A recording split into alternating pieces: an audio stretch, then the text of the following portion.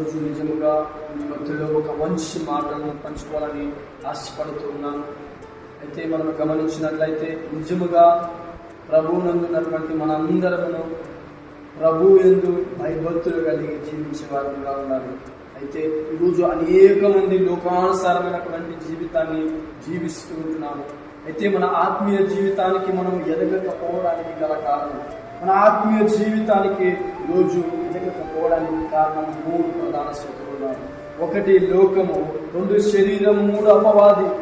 ఈరోజు లోకంలో మనం చూసినట్లయితే ఎంతో మంది అడిక్ట్ అయిపోతున్నారు, లోకంలో జీవిస్తూ పాపంలో పడిపోతూ ఉంటున్నారు.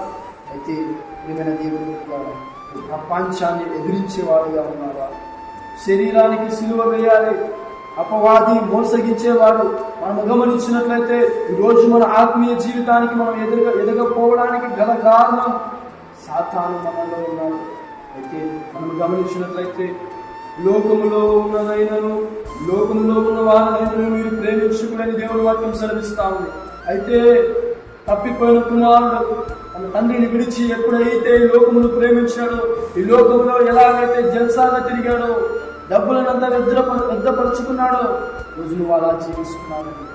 నీ కుటుంబాన్ని విడిచిపెట్టి, నీ బంధువులను విడిచిపెట్టి పాపమైన జీవితంలో నువ్వు జీవిస్తున్నావేమో, పాపం చేస్తున్నావేమో. అయితే దేవుని చదివిస్తావు. లోకంలో ఉన్న వారిని మనము ప్రేమించకూడదు. దేవుని ప్రేమించే బిడ్డగా ఈ రోజైనా నువ్వు మారు. దేవుడు నీతో మాట్లాడుతూ ఉంటున్నాడు. ఈ శరీరానికి నువ్వు సిలువ వేయి. దేవుని ఎడల భయభక్తులు కలిగి జీవించు.